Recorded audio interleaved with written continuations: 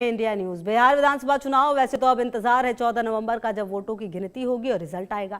48 घंटे से भी कम समय बचा है, लेकिन उससे पहले एग्जिट पोल्स से जहां एनडीए गदगद है, तो वहीं महागठबंधन की नींद उड़ी है, क्योंकि सभी एग्जिट पोल्स में पूर्ण बहुमत के साथ एनडीए की सरकार बनती हुई दिख रही है। बिहार में इस बार कुल 66.71% मतदान हुआ, जिसमें बड़ी बात है कि महिला मतदाताओं का मतदान ज्यादा योगदान है। पुरुषों से भी ज्यादा महिलाओं ने वोटिंग की है इस बार। दरअसल 62.8% पुरुष तो वहीं 71.6% महिलाओं ने वोट डाले हैं।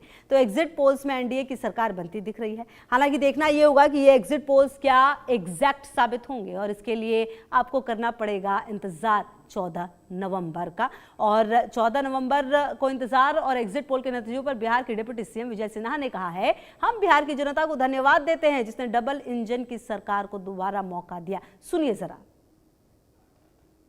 कि बिहार के लोकतंत्र की जननी की भूमि पर निवास करने वाले हर बिहारी को मैं आभार व्यक्त करता हूं, धन्यवाद देता हूं कि इन्होंने फिर से डबल इंजन की सरकार, मोदी जी, नीतीश जी के विकास के रफ्तार को बढ़ाने का अवसर दिया है। उनका आशीर्वाद और स्नेह बिहार के सामाजिक सौहार्द और बिहार के भविष्य को बनाने का एक मौका दिया है। और एनडीए सरकार भारी बहुमत से बनने जा रही है। बिहार के अंदर बिहार की जनता अपने अनुभवी और विकास के प्रति समर्पित भ्रष्टाचार मुक्त वातावरण बनाने के लिए एनडीए पर विश्वास व्यक्त किया है। लेकिन डपोर संखी घोषणाएं हवाई करने वाले राजद कांग्रेस दोनों युवराज को बिहार की जनता ने सबक सिखाया। वहीं बिहार चुनाव में आ रहे एग्जिट पोल को लेकर आरजेडी नेता तेजस्वी यादव ने क्या कुछ कहा है, सुनिए जरा। प्रशासन के लोगों पर जो दबाव डालने की जो रणनीति है वो हम आप बिहार के लोग सब जानते हैं। हकीकत बिहार के लोग, बिहार की जनता सब समझती है। और इस बार देखिएगा, अभी सर्वे चलाया गया और पूरा प्रयास किया जाएगा कि काउंटिंग को स्लो किया जाए। पूरी प्रक्रिया काउंटिंग की स्लो ये लोग करवाएंगे। दहशत जो है जिला हेडक्वार्टर में पैदा करेंगे। जहां बॉम्ब ब्लास्ट होगा वहां कोई कार्रवाई नहीं करेंगे, जहां घटनाएं होंगी वहां कोई कार्रवाई नहीं करेंगे। लेकिन लोकतंत्र की हत्या के लिए ये लोग मिलिट्री से फ्लैग मार्च बिहार के पूरे जिले में करवाएंगे, ताकि एक दहशत जो है लोगों के बीच जो है पैदा हो सके। आप देखिएगा, पिछले बार भी लोगों ने 2020 में बदलाव के लिए जो है, परिवर्तन के लिए वोट दिया था। वो तो बेईमानी हुई, मात्र 12,000 का अंतर रहा। इस बार तो क्लीन स्वीप हम लोग हो रहे हैं। महागठबंधन भारी मैसिव विक्ट्री जो है महागठबंधन की इस बार होने जा रही है।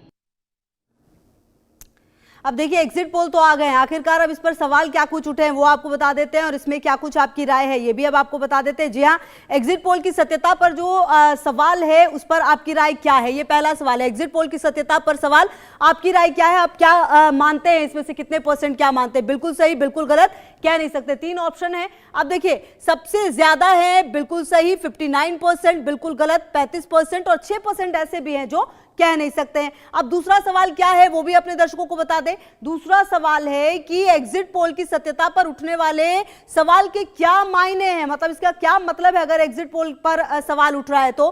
गलत सैंपलिंग, गलत अप्रोच, जमीनी सच्चाई का अभाव, कह नहीं सकते, ये ऑप्शन। अब इसमें देखिए क्या कुछ इसमें मिला है। सबसे ज्यादा गलत सैंपलिंग है 27%, गलत अप्रोच 19%, सबसे ज्यादा जमीनी सच्चाई का अभाव 42% ये मान रहे हैं। इसके अलावा कह नहीं सकते पर 12% है। अब देखिए तीसरा सवाल क्या है वो भी आप जान लीजिए जो पूछा गया है। तीसरा सवाल, क्या एग्जिट पोल के आंकड़े चुनावी नतीजे को प्रभावित करते हैं? जो ये एग्जिट पोल है क्या चुनावी नतीजों को प्रभावित करेंगे? हाँ, नहीं, कह नहीं सकते। अब देखिए इसमें क्या जो जवाब है वो दिया गया है। इसमें हाँ कह रहे हैं 51% कि हाँ, मतलब कि एग्जिट पोल के आंकड़े चुनावी नतीजे को प्रभावित करते हैं। नहीं कह रहे हैं 43%, 6% ऐसे भी हैं जो कह नहीं सकते वाले ऑप्शन में हैं। अब देखिए नेक्स्ट सवाल क्या है जो पूछा गया है, जो अगला सवाल है, क्या सर्वे एजेंसी राजनीतिक दलों के दबाव में काम करती है? मतलब जो सर्वे आता है, जो एजेंसी काम करती है, क्या वो राजनीतिक दलों के प्रेशर में काम करती है? हाँ नहीं कह नहीं सकते। अब ये ऑप्शंस है। अब देखिए क्या कहा जा रहा है। सबसे ज्यादा हाँ पर 53% कह रहे हैं कि हाँ, राजनीतिक दलों के दबाव में जो सर्वे एजेंसी है वो काम करती है। 38% है नहीं कि नहीं, जो सर्वे एजेंसी राजनीतिक दलों के दबाव में काम नहीं करती है। 9% ऐसे हैं जो कह नहीं सकते वाले ऑप्शन में है, मतलब कि उनके पास कोई जवाब नहीं है। अब देखिए आखिरी सवाल क्या है जो हम जानना चाहेंगे। देखिए, क्या जनता से मतदान से जुड़े सवाल पूछना निजता का हनन है? मतलब जो सवाल पूछा जाता है कि आप कितने खुश हैं, क्या है, नहीं है, क्या वो निजता का हनन है? हाँ नहीं कह नहीं सकते। 3 ऑप्शन है। आप देखिए इस पर क्या जवाब जो है वो सामने आया है। हाँ 49%, मतलब सबसे ज्यादा हाँ पर है 49%, नहीं है 44% और कह नहीं सकते 7% ऐसे भी हैं जो कह नहीं सकते हैं कि हाँ ऐसा कुछ है। और इस तरह से ये जो सर्वे आया है उसको लेकर सामने आए हैं। और चलिए अब बातचीत हम करते हैं। हमारे साथ प्रमोद कुमार सिन्हा जी, प्रवक्ता आरजेडी, और आलोक मेहता जी, एडिटोरियल डायरेक्टर भी जुड़ गए। सबसे पहले प्रमोद जी आप ही के पास। अब तो जो एग्जिट पोल हैं वो अब कितने एग्जैक्ट होंगे ये तो 14 तारीख को पता चलेगा, लेकिन फिलहाल तो एनडीए काफी गदगद है। हालांकि जोश की कमी तो आपके नेता में भी नहीं हुई। तेजस्वी भी धन्यवाद कह रहे हैं सबका। प्रमोद जी। नहीं, ये खुशबू जी मिसअंडरस्टैंडिंग है। मैं किशोर कुणाल हूँ, जनता दल यूनाइटेड की तरफ से। जी जी जी प्रमोद जी लगता है Kishore Kunal, Janata Dal United. Sorry sir, ये थोड़ा सा स्क्रीन में ठीक है। सर ये जो एग्जिट पोल आया है वो कितना एग्जैक्ट होगा? देखिए इसमें तो वक्त है, लेकिन फिलहाल आप लोग ये मानकर चल रहे हैं कि जीत आप लोगों की होगी, लेकिन कई बार सर एग्जिट पोल गलत भी साबित हो जाते हैं। कई बार ये जो मतदान ज्यादा हुआ है वो इसलिए भी कि लोगों का गुस्सा है शायद। देखिए खुशबू जी, एग्जिट पोल को एक नंबर है, एक फिगर है, और इसका सम्मान होना चाहिए, चाहे हमारे पक्ष में आए या विपक्ष में आए। और ऐसा देखा गया है कि जो एजेंसी के लोग हैं, जो भी कंपनी एग्जिट पोल का डेटा तैयार करती है, इंफॉर्मेशन लेती है जनता से, उनका मेहनत होता है, और किसी की ये इच्छा नहीं होती कि उनकी क्रेडिबिलिटी खराब हो। सही होना गलत होना एक अलग विषय हो सकता है। तो हम समझते हैं कि जो भी एग्जिट पोल आया है वो जनता के रुझान का ही एक प्रतिबिंब है। जनता ने निश्चित तौर पे माननीय नीतीश कुमार जी की लीडरशिप को एक्सेप्ट किया है, 20 वर्षों के ट्रैक रिकॉर्ड को एक्सेप्ट किया है, और क्रेडिबिलिटी जो नीतीश कुमार जी की रही है उसको एक्सेप्ट किया है। और उसके आधार पे उन्होंने अपने एक्सप्रेशंस को जाहिर किया, और उसी एक्सप्रेशंस को नंबर के रूप में विभिन्न सर्वे एजेंसियां दिखा रही हैं। हम इसको स्वीकार करते हैं। हमारी उम्मीद है कि इससे भी बेहतर हमारा रिजल्ट आएगा, क्योंकि कई सर्वे एजेंसीज का जो रिपोर्ट है वो हमारी उम्मीद है और हमारे फीडबैक से अलग है। तो हम लोग ये चाहेंगे, तो सर कुल मिलाकर आप ये 14 मान रहे हैं कि जो ये फिगर आया है वो शायद सही है, और कहीं ना कहीं जो रिजल्ट है वो आपके पक्ष में आएगा। बहरहाल आगे आते हैं सर आपके पास। हमारे साथ एडिटोरियल डायरेक्टर आलोक जी भी जुड़े हुए हैं। सर ये जो आंकड़े आते हैं ये पिछले कुछ समय में देखा गया है कई राज्यों में ये जो आंकड़े हैं वो गलत साबित हुए, हालांकि उसके बाद वोट चोरी के आरोप और कई बड़े आरोप भी लगते रहे हैं। तो सर इसको लेकर आप क्या कहेंगे, ये कितना एग्जैक्ट पोल हो सकता है? और तमाम पार्टियां अपने हिसाब से हालांकि इसको मोल्ड कर रही है, तमाम पार्टियां खुश हैं फिलहाल तो। देखिए इसमें कोई बात ही नहीं है कि एग्जिट पोल पर कोई खुश हो सकता है, गम तो किसी को नहीं होगा, क्योंकि सबको भरोसा होता है। कल तो मैं कोई वीडियो देख रहा था, तेज प्रताप यादव अंतिम दिनों में वो भी कह रहे थे कि साहब हम तो जीत ही रहे, हम तो सत्ता में आ रहे हैं। प्रशांत किशोर जी भी कह रहे हैं कि हम भी जीतता है। इसलिए वैसे, लेकिन हाँ एग्जिट पोल का जहां तक बात है, मैं थोड़ा सा अपने दर्शकों के लिए भी बताना आवश्यक है कि एग्जिट पोल या इस तरह के जो ओपिनियन पोल है ये विदेशों की मार्केटिंग स्ट्रेटेजी के तहत होता है। अमेरिका में, यूरोप में, जहां सबकी आमदनी लगभग एक जैसी होती है, थोड़ा बहुत अंतर, कोई बहुत ज्यादा रिच होता है, कुछ मीडियम होता है, लेकिन मिनिमम ऐसा नहीं होता जो भारत में है कि जो राशन भी बाजार से ला रहा है उसको हर महीने का महिलाओं को कुछ मिल रहा है, किसान को मिल रहा है, उस तरह के उसमें और परिवार में भारत में। और बिहार को तो मैं नमन करता हूँ, वहां पाटलिपुत्र बदली कहने को तो वैसे कहें अशोक, सम्राट अशोक के समय से हम मानते हैं, और आज भारत में यदि कहें तो रामराज्य की यदि बात करते हैं, तो बिहार का एक महत्वपूर्ण एक राजनीतिक जागृति वहां रही है, ऐतिहासिक ढंग से भी रही और आज भी। और इसलिए वहां के लोग, उनमें परिवार में भी युवा का कुछ मूड हो सकता है, महिला का कुछ अलग हो सकता है, क्योंकि पहले वो गरीबी वैसा नहीं है, एक डंडा मारा और वोट डाल दिया। मैंने वो युग देखा है जब बूथ लूटे जाते थे, जब एक परिवार जमींदार ने कह दिया गांव खाली कर दो, गांव खाली कर देगा और उसको वोट दे देगा। ये है, प्रगति हुई है, चाहे उसको क्रेडिट किसी भी परिवार से पार्टी को दीजिए, मैं ये नहीं कह रहा हूं कोई पार्टी का। इसलिए पहली बात तो ये, इसलिए मैं एग्जिट पोल को एक करीबी जो रुझान, जैसे अभी हमारे मेहमान ने कहा है, मैं बिल्कुल सहमत हूँ, इससे रुझान मालूम होता है। और इसलिए ये जो राहुल गांधी एंड कंपनी जो भी कहते हैं पहले भी, साहब ये सही था, ये हमारा तो हमारे पक्ष में था। अरे भाई वो पक्ष में कैसे, आप सैंपल में जितने आपने पैसे दिए, केवल एक बात जानना चाहिए कि जैसे आपका 2000 का सैंपल है, एक आदमी पर जिसको लगाया गया ड्यूटी पर, उसको जो भी 100 रुपया 500 रुपया जितना आप देते हैं, तो 10 लाख लोगों का कोई सर्वे नहीं करता है। सर्वे करता है जैसे चावल का दाना देखा, तो खिचड़ी का दाना देखना अलग चीज है और जनता का मूड देखना अलग चीज है। ठीक है सर। इसलिए यदि वो गलत साबित हुआ तो होगा, और इस बार भी, लेकिन इस बार योगदान दिया है। ठीक है वो सर। जो ट्रेंड है वो आते हैं आपके ऐतिहासिक पास है, और भारत के आगे चुनाव भी में ऐतिहासिक। ये बातचीत जो है जी। सर जारी रहेगी। आप रहिए हमारे साथ। प्रमोद कुमार सिन्हा जी ने भी ज्वाइन कर लिया है, प्रवक्ता आरजेडी। प्रमोद जी, बहुत स्वागत है आपका। ये जो आंकड़े आए हैं, हालांकि जो एग्जिट पोल हैं इसमें बहुत ज्यादा जो आंकड़े हैं वो आपके पक्ष में नहीं है, लेकिन आपके नेता तेजस्वी यादव का ये कहना है कि आंकड़े चाहे कुछ भी हो वो प्रभावित होते हैं, और मतलब हम रिजल्ट जानते हैं कि वो आपके पक्ष में होगा। कहीं ना कहीं इतना ज्यादा कॉन्फिडेंस की वजह भी बताइए। और दूसरी बात, महिलाओं ने बहुत ज्यादा वोटिंग की है पुरुषों से ज्यादा, प्रमोद जी। हाँ बिल्कुल, जिस प्रकार से बिहार की जनता ने एग्जैक्ट पोल करने का काम किया है, तो हम लोग सभी आशान्वित हैं कि महागठबंधन के पक्ष में, चूंकि लगातार आप देख लीजिए कि जिस प्रकार से बिहार की जनता इस दिन का इंतजार कर रही थी उत्साहित होकर के, और पिछले दिनों जिस प्रकार से जो शासन सत्ता में बैठे हुए लोग हैं, जो चाहे छात्र हो, युवा हो, नौजवान हो, किसान हो, संविदा कर्मी हो, दरोगा अभ्यर्थी हो, बीपीएससी अभ्यर्थी हो, जब भी न्याय की आस लेकर के जब सरकार से जो सवाल करने का काम करते थे या राजधानी पटना में आने का काम करते थे, या इनको लाठियों से दो चार होना पड़ता था, तो तब की तानाशाही सरकार के खिलाफ एक गुस्सा था लोगों के मन में। और जिस प्रकार से इन लोगों ने बिहार को बेरोजगारी का हब बनाने का काम किया। प्रमोद जी, कुल मिलाकर आप ये कह रहे हैं कि इस बार सरकार बदल जाएगी और इस बार मौका जो है वो तेजस्वी यादव को मिलेगा। कितनी सीटें सर आ रही हैं आप लोगों की महागठबंधन की?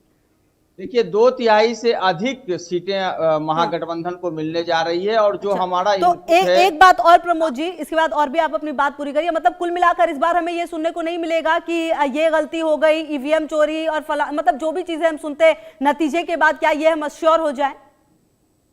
देखिए, सबसे बड़ी बात है, हमारे नेता ने भी आज प्रेस कॉन्फ्रेंस करने का काम किया है और बतलाने का काम किया है कि लोकतंत्र में एक सजग प्रहरी की भूमिका में हम लोग हैं, विपक्ष में हैं, हम अपनी जवाबदेही और जिम्मेवारियों का निर्वहन भी करने का काम कर रहे हैं। और जनता भी इस बार जो है ना सजग है, तो किसी प्रकार की हेरा फेरी और जिस प्रकार से एग्जिट पोल दिखलाने का काम किया गया है, एक प्रकार का मनोवैज्ञानिक ये लोग जो है बढ़त बनाने के सोच रहे हैं, या कहिए कि मनोवैज्ञानिक दबाव बनाने का जो काम कर रहे हैं वो निरर्थक साबित होगा। और जब रिजल्ट आएगा 14 तारीख को, आप देखिएगा कि अपार बहुमत के साथ कुणाल जी, ये मानसिक दबाव बनाने की कोशिश है आप लोगों की, ये आप लोग प्रेशर पॉलिटिक्स करते हैं और सरकार तो आरजेडी बनाने, मतलब महागठबंधन बनाने जा रही है। किशोर कुणाल जी, अब देखिए प्रमोद बाबू को हम क्या क्या उदाहरण दें। इनके बछवाड़ा क्षेत्र में एक विधानसभा क्षेत्र है बछवाड़ा, वहां पे कांग्रेस के यूथ अध्यक्ष चुनाव लड़ रहे होते हैं और सीपीआई का भी कैंडिडेट चुनाव लड़ रहा होता है। ये लाख कोशिश के बाद भी कोऑर्डिनेट नहीं कर पाए और दोनों उम्मीदवार चुनाव लड़ रहे हैं महागठबंधन के अंदर ही। गौरागरम क्षेत्र जहाँ पे वीआईपी के राष्ट्रीय अध्यक्ष चुनाव लड़ रहे होते हैं और राजद के महज प्रत्याशी चुनाव लड़ रहे होते हैं, लेकिन स्थिति ये बनी कि मुकेश सहनी के लगातार हेलीकॉप्टर यात्रा के बाद भी वो क्षेत्र में वीआईपी का राष्ट्रीय अध्यक्ष को चुनाव में बैक होना पड़ता है। ये कुछ अनेक कारण है जो एग्जिट पोल में दिख रहा है। ये अब बहाना खोज रहे हैं हमारे राजद के प्रवक्ता महोदय कि 14 तारीख को क्या क्या बात किया जाए, इसकी ग्राउंडिंग आज ही तैयार की जा रही है। देखिए, एग्जिट पोल हो या एग्जिट पोल हो, रिजल्ट तो आना ही है, आज आए या आज से 48 घंटा बाद, अभी से 48 घंटा बाद आए। जनता का क्या मूड है सबने देखा है। आपने अपने रिपोर्टर्स के माध्यम से, सर्वे एजेंसी ने अपने रिपोर्टर्स के माध्यम से, अपने एम्प्लॉयज के माध्यम से, पॉलिटिकल पार्टी अपने कार्यकर्ताओं के माध्यम से फीडबैक ले चुकी है और स्पष्ट है कि एनडीए की सरकार माननीय नीतीश कुमार जी के नेतृत्व में ठीक पुनः है, चलिए, बम्पर अपना वोटिंग के भरोसा साथ है वापस आ रही और है। तमाम पार्टियां अपने दावे कर रही हैं, वादे भी पहले किए गए, अब दावे किए जा रहे हैं कि सरकार वो बनाएंगे। आप सभी रहिए हमारे साथ, चर्चा लगातार चलती रहेगी। इसी बीच अपने दर्शकों को जेडीयू नेता राजीव रंजन प्रसाद ने बिहार विधानसभा चुनाव 2025 के एग्जिट पोल पर कहा, हम दावे के साथ कह सकते हैं कि एग्जिट पोल के रुझानों से बेहतर नतीजे हमारे पक्ष में आने जा रहे हैं और एक बार फिर नीतीश कुमार के नेतृत्व में एनडीए की सरकार बनने जा रही है। सुनिए जरा। ये केवल रुझानों से स्पष्ट नहीं हो रहा है। जनता दल यूनाइटेड और राष्ट्रीय जनतांत्रिक गठबंधन के सभी दलों के जो बूथ स्तरीय कार्यकर्ता हैं, निरंतर उनके साथ मॉनिटरिंग पार्टी और गठबंधन के दल कर रहे थे और जो उनके रिपोर्ट्स हैं उसके आधार पर हम दावे के साथ कह सकते हैं कि एग्जिट पोल के रुझानों से बेहतर नतीजे हमारे पक्ष में आने जा रहे हैं और एक बार फिर नीतीश कुमार जी के नेतृत्व में एनडीए की सरकार बनने जा रही है। वहीं बिहार विधानसभा चुनाव 2025 के एग्जिट पोल पर केंद्रीय मंत्री गिरिराज सिंह ने कहा, देश में गुजरात के बाद बिहार एक ऐसा राज्य है जहां 20 साल बाद भी सरकार के खिलाफ वातावरण नहीं है बल्कि पक्ष में माहौल है। हमें लग रहा है कि 2010 से अधिक स्ट्राइक रेट रहेगा। महिलाओं में सरकार के प्रति एक उत्साह था। सुनिए।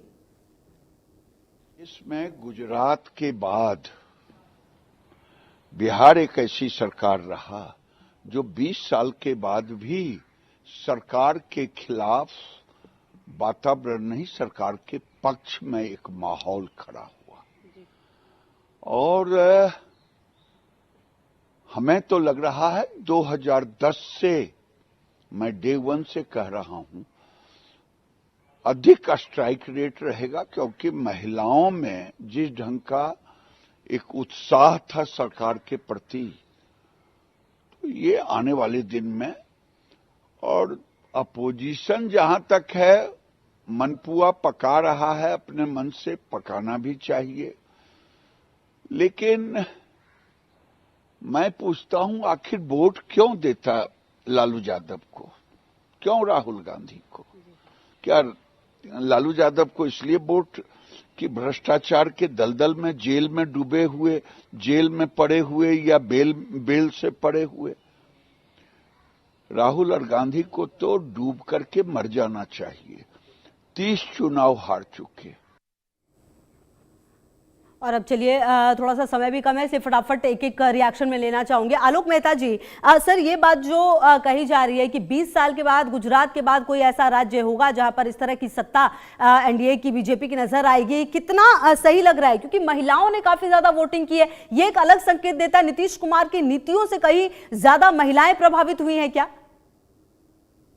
कोई शक नहीं है। मैं वैसे फिर से एक बार कहूंगा, गिरिराज जी या हमारे राजीव रंजन जी जो कह रहे थे, हाँ, ये है कि लालू यादव उन्होंने अपने परिवार की दृष्टि से एक पिछड़े वर्ग में जुबान दी थी। हाँ। उसका एक फायदा है। राबड़ी देवी जी मुख्यमंत्री बनी तो महिलाओं में भी लगा कि महिलाएं उनके बिल्कुल, जबकि वो बिल्कुल ही शिक्षित मतलब उस रूप में नहीं थी कि राजनीति से उनकी कोई शिक्षा दीक्षा हुई हो, लेकिन उनकी सफलता, इसलिए मैं नहीं कह रहा कि उनका बिल्कुल नहीं है। इसलिए महिलाओं का वोट हो सकता है, मीसा बागपति भी रही हैं, महिलाएं उनकी तरफ भी गई होंगी, मैं अभी भी इसलिए कह रहा हूँ। लेकिन हाँ, ये बधाई की बात है कि ऐतिहासिक है, लेकिन मैं इस बात से सहमत नहीं हूँ। देखिए, ज्योति बसु 25 साल से ज्यादा चले थे, इसलिए एक पार्टी चल सकती है, वो भी बनी, जबकि उनकी बहुत गड़बड़ थी सरकार, वहां पर बहुत ज्यादा उद्योगों का भट्टा बैठा कम्युनिस्टों में, वो अलग बात है। इसलिए वो लालू यादव भी राज करते रहे। लेकिन हाँ, नीतीश जी और प्रधानमंत्री नरेंद्र मोदी दोनों की महिलाओं में जो लोकप्रियता है, विश्व में शायद ही किसी देश में इतने बड़े पैमाने पर महिलाओं का विश्वास हो, इसका एक संकेत है। उसमें वोट किसको दिया अंत में, जो उनकी लोकल रिक्वायरमेंट है,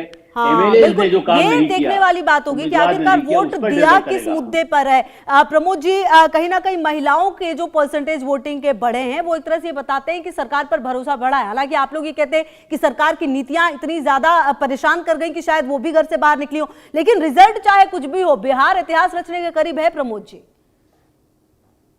रच चुका है, इस बात को समझ लीजिए। आजादी के बाद सबसे ज्यादा जो है वोटिंग हुआ है, ये बिहार ने इतिहास रचने का काम किया है। और मैं अभी आप केंद्रीय मंत्री का जो है बयान सुनवा रहे थे, वो कह रहे थे सरकार के खिलाफ जो है कोई वातावरण नहीं बना हुआ है। इनके मंत्री, राजधानी पटना हो या दूसरे जिले, चाहे नालंदा जो गृह जिला है माननीय मुख्यमंत्री नीतीश कुमार जी का, या अन्य जिला है, और चुनाव के दिन तो आपने देखा कि उप मुख्यमंत्री के खिलाफ जैसे ग्रामीण जनता सड़क पर उतर गई थी, तो इनके जनप्रतिनिधियों लेकिन प्रमोद जी वो तो ये कह रहे थे कि ये आरजेडी के गुंडे हैं जिनको प्लानिंग करके यहाँ पर भेजा गया है, लाया गया है, उनका ये आरोप था जो आप कह रहे हैं उस पर। जी बात को सुन लीजिए ना। जब हजारों की संख्या में पूरे ग्रामीण जब उनसे सवाल किया कि रोड नहीं तो वोट नहीं, तो वो क्या कहते हैं कि ऐसे सुरक्षा कर्मी का क्या काम जो गोलियां ही नहीं चला सकता है। ये बिहार की जनता पर गोलियां चलाने की बात करता है और उसके बाद भी उनके खिलाफ। ठीक है, चलिए अब तो प्रमोद जी ये मौका तो जनता के पास था ही ना। अब मेरे पास समय की थोड़ी कमी है। किशोर कुणाल जी, अरे सुन लीजिए ना, थोड़ा सा सुन लीजिए ना। किशोर कुणाल ने भी अभी एक सवाल करने का काम किया, तो मैं इनको बतला देना चाहता हूँ कि पटना राजधानी में 4 सीटें हैं। पटना साहिब है, कुम्हड़ार है, बांकीपुर और दीघा जो विधानसभा है ना, जिस पर भारतीय जनता पार्टी एक लंबे समय से जो है उनका कब्जा रहा है, इस बार वो कब्जा मुक्त होने जा रहा है और फीडबैक इनको भी मिल चुका है। ठीक है किशोर कुणाल जी। देखिए, प्रमोद जी को और हमारे वरिष्ठ आलोक मेहता साहब हैं, उनको भी मैं कहना चाहता हूं कि 2010 में 6.8% वोट में इजाफा हुआ था वोटिंग में। नतीजा ये हुआ कि हम लोग 206 सीट लाए थे। इस बार वोटिंग परसेंटेज में लगभग 8% की बढ़ोतरी है। हमें पूरा विश्वास है कि हम लोग 210 सीट से ऊपर लाने जा रहे हैं, एनडीए गठबंधन लाने जा रही है। और राजद के मित्र हमारे भाई प्रमोद जी हैं, इन्हें भी शुभकामना है। कल परसों तक का इंतजार कीजिए। अब इतना दिन रुके हैं तो परसों तक इंतजार कीजिए, आपकी सारी गलतफहमी एक साथ दूर हो जाएगी और फिर हम लोग इसी चैनल पे बात करेंगे। वो पता चल जाएगा 14 तारीख को गलतफहमी आप लोगों की जो है दूर हो जाएगी। ठीक है। और किसी भी तरह का जो एग्जिट पोल पर जो आप लोग जो 2 दिन खुशी और मनाना है मना लीजिए, जो दिवस स्वप्न देख रहे हैं वो भंग हो जाए। चलिए ठीक है, ये तो वक्त बताएगा। बस अब कुछ घंटे का ही इंतजार है और देखना ये होगा कि क्या कुछ 14 तारीख को नतीजे आते हैं। बहुत शुक्रिया आप सभी का हमारे साथ जुड़ने के लिए और बातचीत करने के लिए। तो देखिए इसी बीच जो सम्राट चौधरी उन्होंने क्या कुछ कहा, जरा वो भी सुन लीजिए। हमारे साथ खास बातचीत करने के लिए उत्तर प्रदेश सरकार मंत्री नरेंद्र कश्यप सर, जिस तरीके से एग्जिट पोल एनडीए की सरकार बनते दिखा, लेकिन विपक्ष कह रहा है कि अभी इंतजार करें।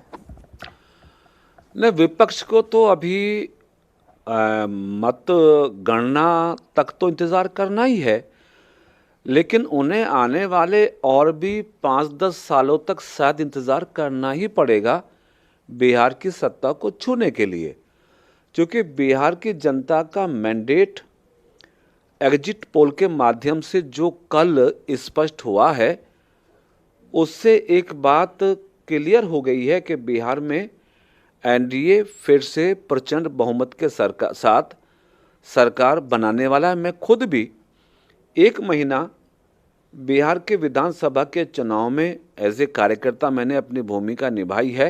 2 विधानसभाओं के चुनाव के प्रचार को मैंने देखा है। बिहार की जनता के मन में जो डबल इंजन यानी मोदी नीतीश की सरकार की योजनाओं को लेकर स्वीकारोक्ति थी, जनता के मन में उत्साह था। भाजपा एनडीए घटक दलों के मतदाताओं कार्यकर्ताओं में जोश था। जिस प्रकार से वोट का प्रतिशत ऐतिहासिक हुआ, ये सब चीज़ें इस बात की ओर इशारा कर रही हैं कि बिहार में एनडीए पहले से भी ज़्यादा प्रचंड बहुमत के साथ फिर से सरकार बनाने वाला है। एग्जिट पोल ने भी इस चीज़ को स्पष्ट कर दिया है। मेरे ख्याल महागठबंधन यानी राहुल जी, तेजस्वी जी को एक बार फिर शायद हार का मुंह देखना पड़ेगा। दिल्ली ब्लास्ट के बाद उत्तर प्रदेश में भी ताबड़तोड़ छापेमारी की जा रही है, यहाँ से भी गिरफ्तारी की जा रही है, इसे आप कैसे देखते हैं? दिल्ली आतंकी घटना चुनौती है हमारे देश के लिए, मैं इसकी निंदा करता हूं। प्रधानमंत्री नरेंद्र मोदी जी ने देश की जनता को आश्वस्त किया है कि कोई भी आतंकवादी बचेगा नहीं, न्याय जरूर होगा। गृह मंत्री जी ने आतंकी घटना की जांच एनआईए को दे दी है। अब आतंकी चाहे दिल्ली हो, हरियाणा या उत्तर प्रदेश से या देश के किसी और कोने से, एक भी आतंकवादी बचेगा नहीं। सरकार की प्रतिबद्धता पहले से ही रही है। देश चलिए लगातार तमाम खबरों पर नजर है, आप रहिए हमारे साथ, देखते रहिए इंडिया न्यूज़।